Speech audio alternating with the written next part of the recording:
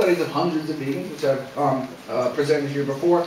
The first study ever of thousands of vegans was just published in the Journal of the American Diabetes Association. Thousands of American vegans studied for the first time ever. Let's first compare weight. Here's the study. A BMI, a body mass index, over 30 is considered obese. Between 25 and 30 is considered overweight. And under 25 is what we used to call normal weight.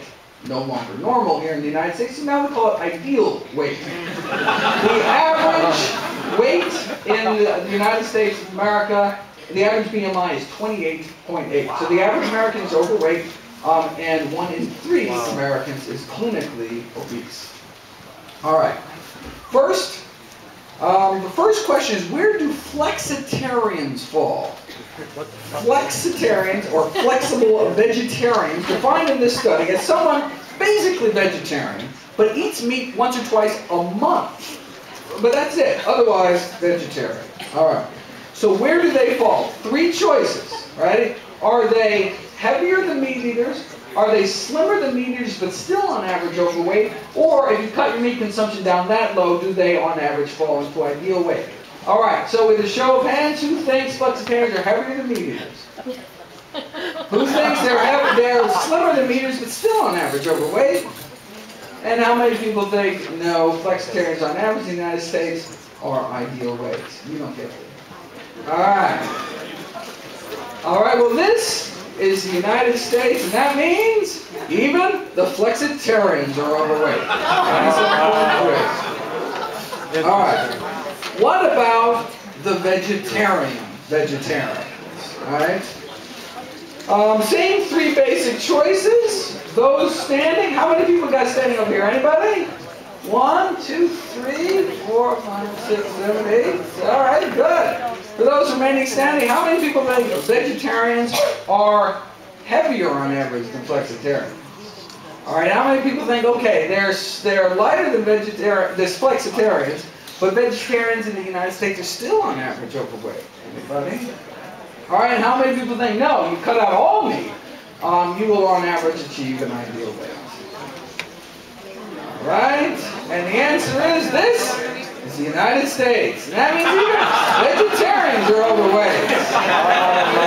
Average BMI 25.7. All right, finally, how many people we still got over here? 1, 2, 3, 4, 5, 6. Okay. All right, finally. What? We were debating what I said. What do you think you said? I thought I said they're just slightly over the average. Beyond ideal weight. I didn't think they were that high. Sit down. I've been wanting to say sit down, man. All right. Okay, what about, now as you can see the trend here, what if those vegetarians cut out dairy and eggs? Would they lose enough weight to become, on average, the only dietary group in North America that's actually not overweight? You tell me. All right. Well, we got to just, what do you think? So, same 3 choices. This is A, vegans are heavier than vegetarians. B, they're lighter than vegetarians, but still on average overweight. Or C, actually, if you cut out all meat, all eggs, all dairy, on average, bring you to an ideal weight. A, B, or C, what do you think? C. We got a C? C. Still over, we got a B. C? C. You actually up or you just? Alright, you just cheated. Okay. And B? Well, this is the United States, which means only the vegans.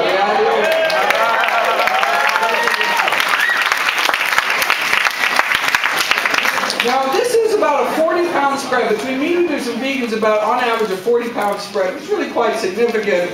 But maybe it has nothing to do with their diet. Maybe vegans are just more health conscious and they exercise more. Well, no, they actually, in this study, they actually carefully measured activity levels, and it turns out the vegans exercise less than the meat eaters. Lazy vegan. And still, on average, 40 pounds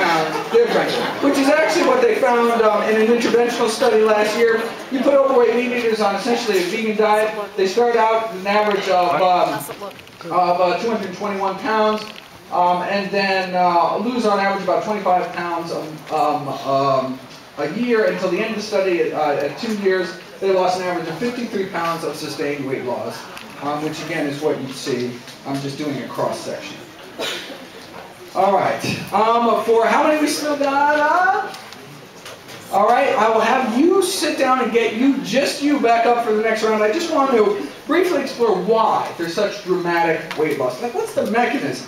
Now, we're still not sure why eating vegetarian helps people lose so much weight, but we're getting closer to an answer.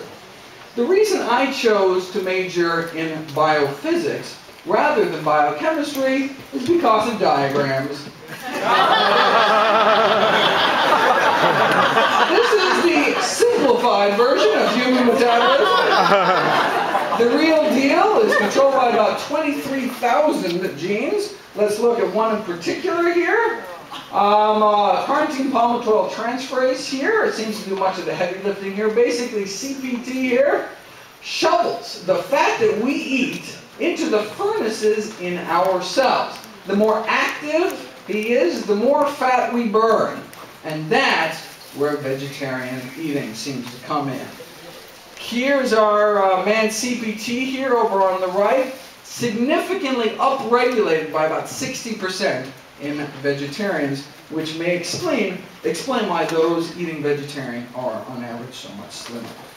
So, as concluded by that study, eating vegetarian can counteract the forces that lead to obesity and diabetes, but only the vegan diets were in the optimal range.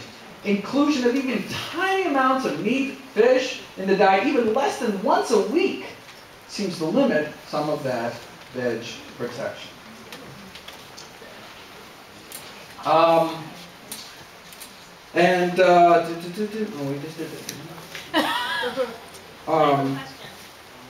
If I could just keep questions to the end, because I'm afraid we're going to run out of time and there's just so much I want to get through. Okay, so now we know how to prevent diabetes. How do we treat it?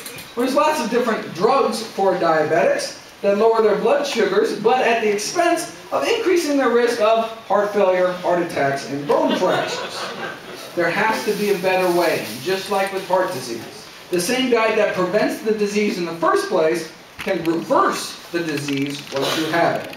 You put 20 diabetics, for example, on even a near vegetarian diet, and in 16 days, half don't even need insulin anymore at all, and the other half are on half the dose. That's after only about 2 weeks. Right? Randomized clinically controlled trial, the official American Diabetes Association diabetic diet versus the vegan diet, head-to-head. All right? Head-to-head challenge. The ADA diet, which is what? If you're diabetic, you go to your doctor.